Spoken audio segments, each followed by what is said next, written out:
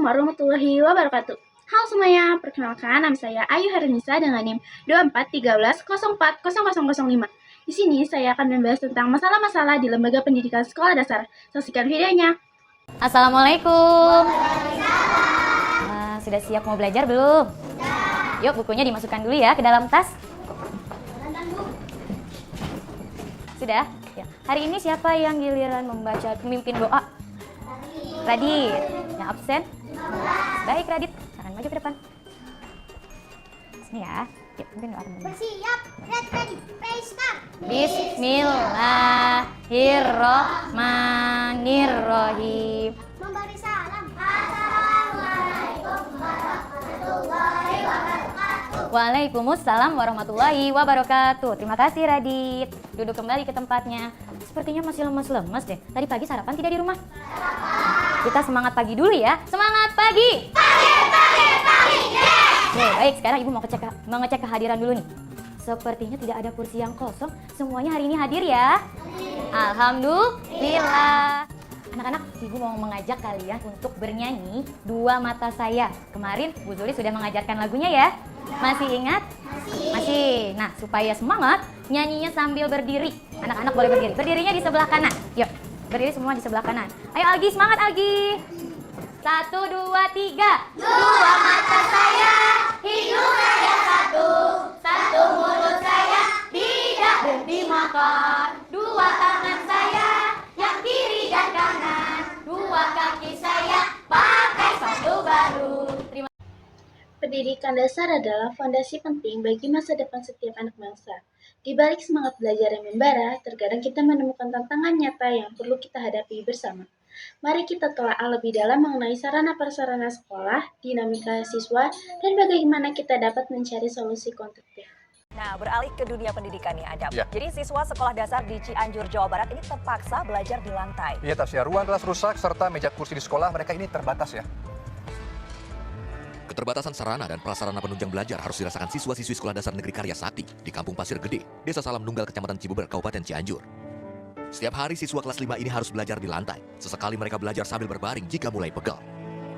Kurangnya ketersediaan bangku dan meja membuat mereka harus bergantian menggunakannya dengan kelas lain. Kondisi ini mereka alami sejak awal tahun pembelajaran dimulai pada Juli lalu. Pemandangan yang tak kalah mirisnya juga terlihat pada sisi lain bangunan sekolah ini. Atap yang mulai keropos dan hampir ambruk, serta dinding yang mulai terbelah lantaran usang dimakan usia. Para siswa dan guru berharap pemerintah melalui dinas terkait untuk segera melakukan perbaikan agar sarana dan prasarana dapat menunjang siswa-siswi untuk bisa belajar dengan aman dan nyaman. Ketersediaan sarana dan prasarana yang memadai memiliki peran krusial dalam menciptakan lingkungan belajar yang kondusif dan efektif. Namun, tidak sedikit sekolah dasar yang masih bergulat dengan keterbatasan fasilitas, mulai dari ruang kelas yang kurang representatif, sanitasi yang memprihatinkan, hingga minimnya sumber belajar yang esensial. Kondisi ini tentu dapat menghambat proses belajar mengajar dan mempengaruhi kenyamanan serta keamanan siswa.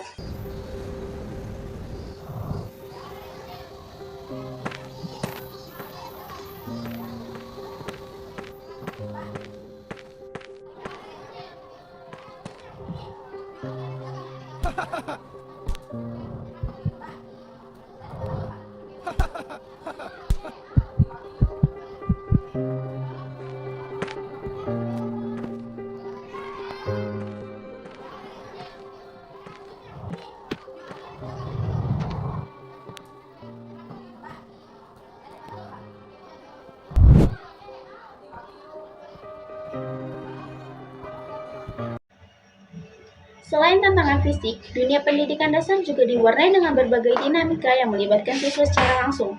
Masalah-masalah seperti perundungan atau bullying, kesulitan belajar, kurangnya motivasi, hingga masalah sosial dan emosional dapat menjadi penghalang bagi perkembangan optimal mereka.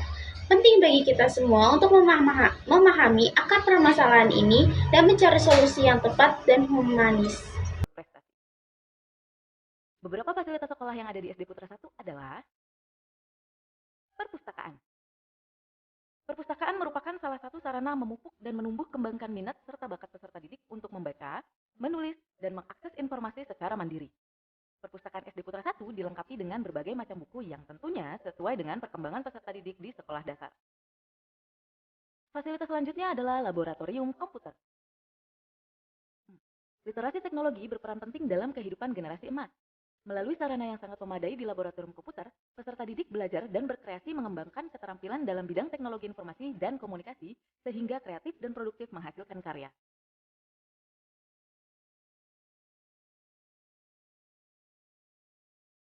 Fasilitas selanjutnya adalah ruang kelas.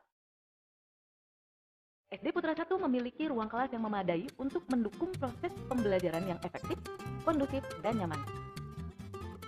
Dengan sarana di dalamnya antara lain papan tulis, proyektor digital beserta layarnya, akses internet nirkabel, dan pendingin ruangan, serta tentu saja meja dan Setiap tantangan pasti memiliki solusi. Di tingkat sekolah dasar, berbagai upaya dapat dilakukan untuk mengatasi masalah sarana prasarana dan siswa.